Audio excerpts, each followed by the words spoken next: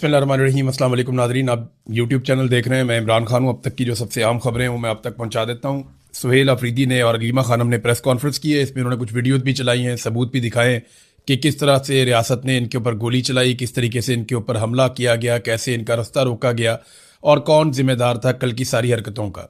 तो लगभग वही है जो मैंने आपको पिछले वीलॉग में बताया था, लेकिन कुछ चीज़ों को उन्होंने बहुत क्लियरली बयान कर दिया है और अपने कंसर्न्स भी उन्होंने बताए हैं जो कुछ भी हो रहा है।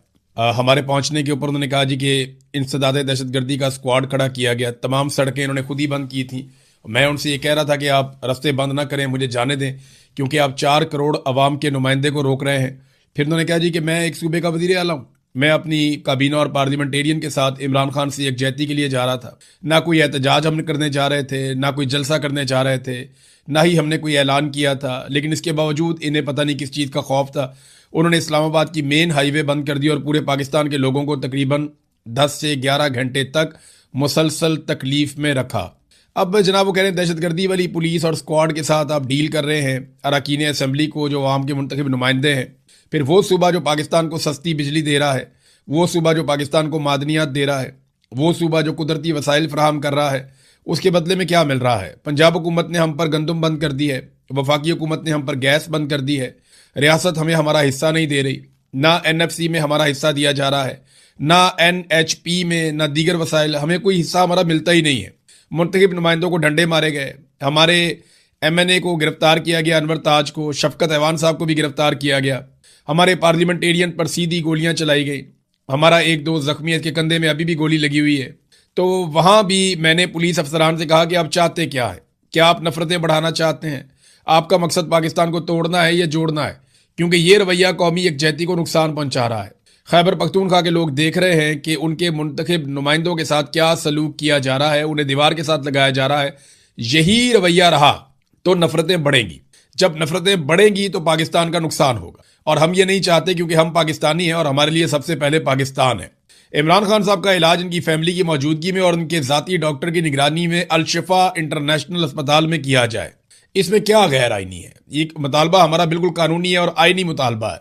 हमने पहले भी देखा कि जाली प्लेटलेट्स का मामला सामने आया था। इमरान खान वजीर आज़म थे तो सारे इदारे उनके खिलाफ खड़े हो गए थे। पूरी दुनिया को मालूम था कि प्लेटलेट्स जाली थे, लेकिन इसके बावजूद इमरान खान साहब ने बड़ा दिल दिखाया और उन्हें जाने दिया। वो लोग 1 हफ्ते 2 हफ्ते नहीं बल्कि सालों तक वहां पर रहे, मगर किसी इदारे को फिक्र नहीं हुई उनको वापस लाने की। अब जब साइफर के जरिए सच साबित हो गया है कि इमरान खान सच्चे थे, इमरान खान हक पर थे, तो फिर इमरान खान ने बैरूनी गुलामी को एब्सोल्युटली नॉट कहा था। इमरान खान साहब ने पाकिस्तान के लिए, पाकिस्तान की खुद मुख्तारी के लिए, पाकिस्तान की सलामती के लिए और पाकिस्तानियों के लिए रूस का दौरा भी किया था। ये अपनी जात के लिए नहीं किया था। रूस के दौरे से उन्हें जाती तौर पर फायदा तो नहीं होना था।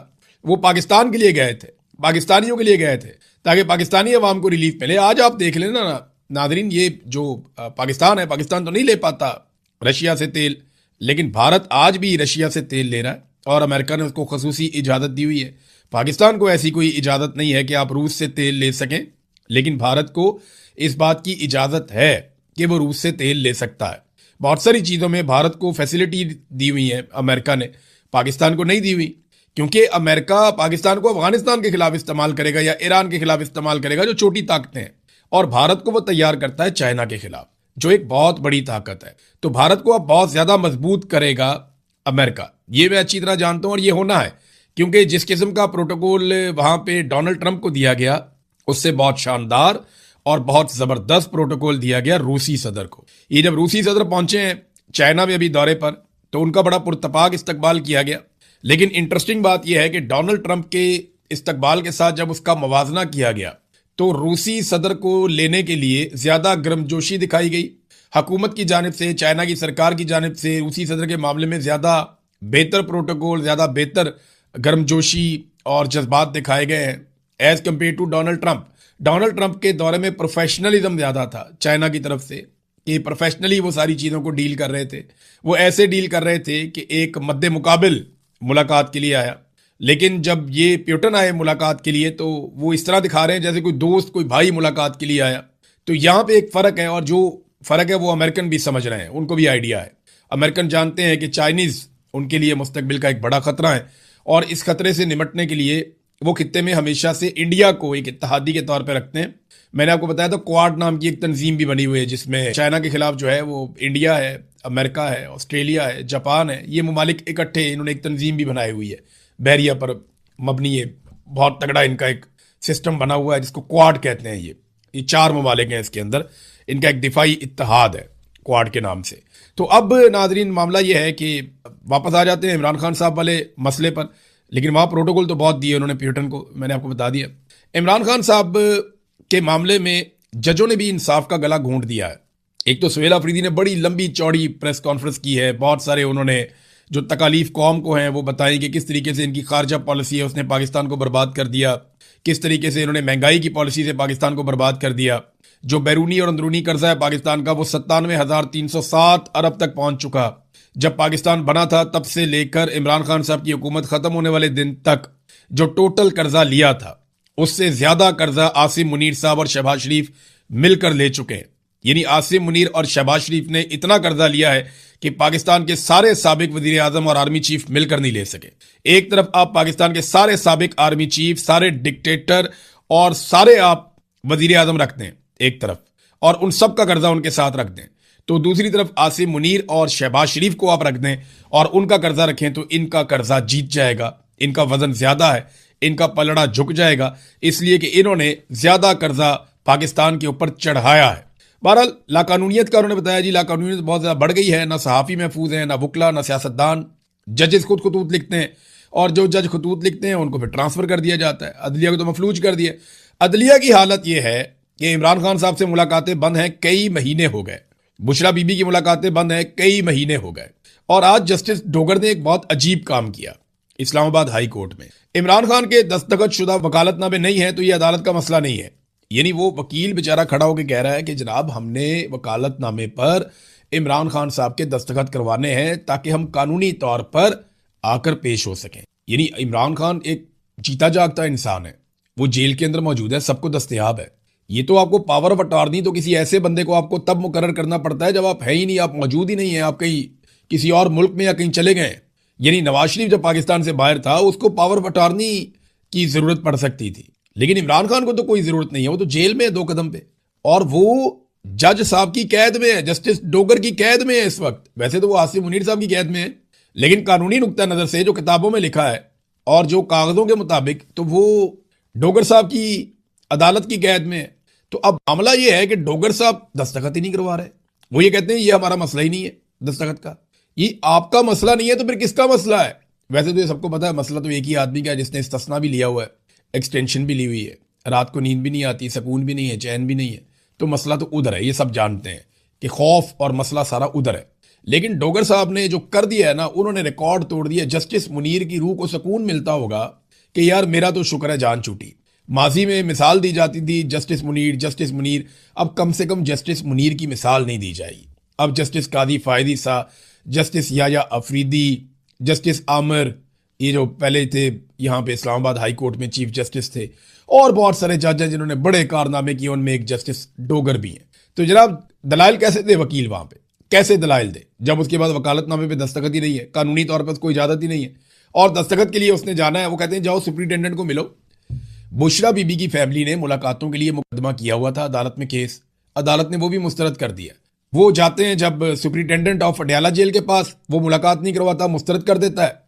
उसके खिलाफ अदालत में जाते हैं, अदालत कहती है वापस सुप्रिंटेंडेंट ऑफ जेल के पास चले जाओ, अदालत केस मुस्तरद कर देती है। इन्होंने तो सलीमुल्लाह कलीमुल्लाह बनाया हुआ है, वो उसकी तरफ फेंकता है, वो उसकी तरफ फेंकता है, वो उसकी तरफ फेंकता है, और कोई भी इंसाफ देने के लिए तैयार नहीं है। अलीमा खानम ने भी प्रेस कॉन्फ्रेंस की और उन्होंने कहा जी हमारा तो बड़ा फख्र से सर बुलंद हुआ जब से ये साइफर सामने आया। आज हम ये कह सकते हैं हम कितने खुशकिस्मत हैं कि इमरान खान जैसा हमारा भाई है। हम कितने फख्र से कह सकते हैं कि इमरान खान हमारा भाई है, हम बहुत खुशकिस्मत हैं। उन्होंने 3 साल जेल में रहकर पाकिस्तानियों को यह सिखाया कि जब आपको अपनी आज़ादी के लिए खड़ा होना पड़े तो उसे इबादत समझ कर करें। उन्होंने कहा यह जिद्दोजहद इबादत है। और मेरी बहन जब पिछली दफ़ा उनसे मिलने गई तो उन्होंने साफ अल्फाज में उसे कहा था कि आज़ादी या मौत। वो आप लोगों के लिए एक मिसाल कायम कर रहे हैं, वो खुद मिसाल बने हुए हैं कि आज़ादी कितनी कीमती चीज़ है। अगर आप आज़ाद नहीं हैं तो गुलामी से बेहतर मौत है। यही पैगाम वो अपनी ज़ात को मिसाल बनाकर दे रहे हैं। हमें उन पर फ़ख्र है जो साइफर सामने आया। मैं हर पाकिस्तानी से कहूंगी इसे गौर से पढ़ें, हमें भी इसकी तफसीलात मालूम नहीं थी। हमें तो सिर्फ वो एक पैराग्राफ मालूम था जो इमरान खान ने अदालत में भी कहा और मीडिया पर भी बयान किया।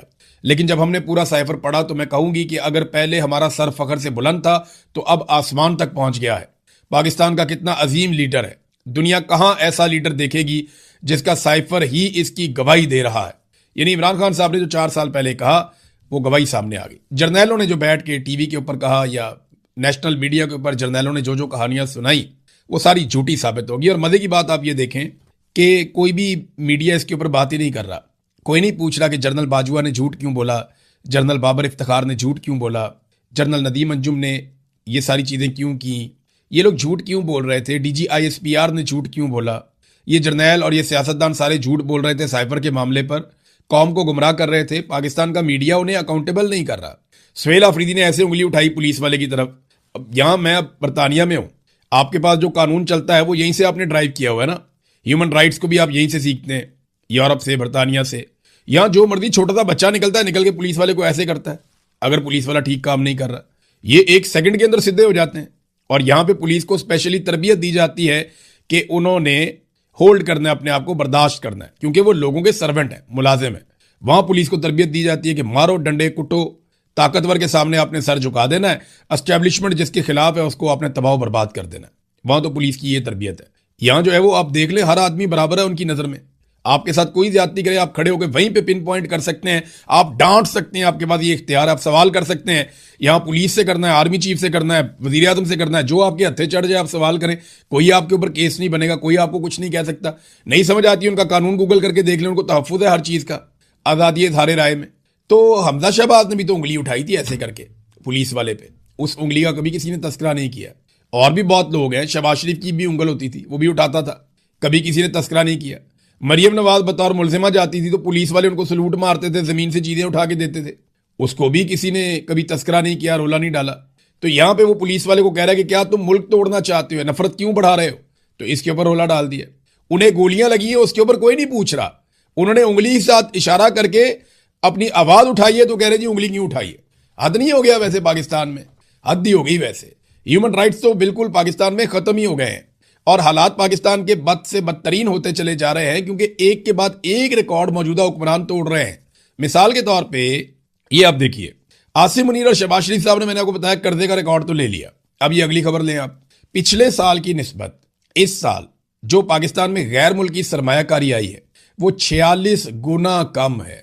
46% नहीं कह रहा मैं, 46 गुना कह रहा हूं मैं, 46 टाइम्स। यानी जो पिछले साल सरमायाकारी आई थी उसको जरब दे दें 46 से, तो इतनी कम सरमायाकारी इस साल पहले 10 महीनों में आई है। क्यों पता है? काम ही कोई नहीं हो रहा पाकिस्तान में। जो जुल्म, बर्बरियत, फस्तायत, अदालतें भी यरगमाल, सारा सिस्टम इन्होंने ऐसा काबू किया कि कोई इस सिस्टम के अंदर पैसे लगाना ही नहीं चाहता। लोग उल्टा पैसे निकाल निकाल कर लेकर जा रहे हैं। अच्छा, जो 2025 में थी वो 2024 से कम थी, जो 2024 में थी वो उससे पहले से कम थी। तो ये लगातार गिरावट आ रही है। इन्होंने 50 साल के सारे रिकॉर्ड तोड़ दिए हैं कम तरीन सरमायाकारी के, और गैर मुल्की सरमायाकारी तो अब ना होने के बराबर है। मीडिया ये बातें आपको नहीं दिखाता। क्यों नहीं दिखाता? इसलिए कि वफाकी हुकूमत ने इलेक्ट्रॉनिक और प्रिंट मीडिया को 9.5 अरब रुपए के इश्तिहारात दे दिए। 950 करोड़ मीडिया में बांट दिया इन्होंने। ये वो पैसा है जो सीधा सीधा बांट दिया। और वैसे जो मफादात, जो फायदे, मीडिया के बड़े बड़े मालिकान, बड़े बड़े लोग जो फायदे लेते हैं, जो अपने काम निकलवाते हैं, जिनमें वो अरबों रुपया कमाते हैं, वो इससे हटकर है और वो इससे अलग है। पाकिस्तान के हर मीडिया मालिक का कोई ना कोई ऐसा बिजनेस है जिसमें वो बहुत पैसा बना रहा है, और वही असल चीज है जहां से पाकिस्तान की मिलिट्री एस्टेब्लिशमेंट ने गिच्ची से पकड़ा हुआ है उस मालिक को और पूरे मीडिया को। किसी मीडिया का मालिक है, उसके और बहुत सारी कंपनियां, फैक्ट्रियां हैं। कोई है वो कारोबार के अंदर है किसी स्टॉक एक्सचेंज के, कोई है उसकी मिलें और फैक्ट्रियां हैं, कोई है उसके रियल स्टेट का कारोबार है, कोई दूसरा उसके बड़े बड़े प्लाजे हैं, कोई और है उसकी बहुत बड़े बड़े तजारती मराकज़ हैं, इंपोर्ट एक्सपोर्ट है। तो ये सारे के सारे मीडिया मालिकान किसी ना किसी कारोबार के अंदर मुलव्वस हैं, चाहे वो शुगर का है, चाहे वो घी का है, चाहे वो दूसरे हैं, बेशुमार कारोबार, केमिकल का है, ये हर कारोबार के अंदर मुलव्वस हैं। ये तो इन्होंने मीडिया बनाया हुआ अपनी प्रोटेक्शन के लिए, एस्टेब्लिशमेंट के कहने के ऊपर उनके मुताबिक ये खबरें चलाते हैं, और इसके नतीजे में एस्टेब्लिशमेंट इनके कारोबार को पूरा तहफ़्फ़ुज़ देती है और इनका कोई काम नहीं रुकता। पाकिस्तान में सबके काम रुक जाते हैं। तो ये भी एक तरीका वारदात है। वैसे पंजाब हुकूमत ने भी झंडे गाड़ दिए हैं इश्तिहारात देने के, बहुत पैसे के इन्होंने इश्तिहारात दिए हैं। स्टेट बैंक का डाटा बता रहा है कि 31.7 मिलियन डॉलर जो है वो गैर मुल्की सरमायाकारी आई है। 31.7 मिलियन, यानी लगभग चले 32 मिलियन आप लगा लें। आपको पता है मरियम नवाज का जो अय्याशी वाला जहाज है जिसको लेकर वो आजकल बाकू गए हुए हैं अजरबैजान, वो कितने का है?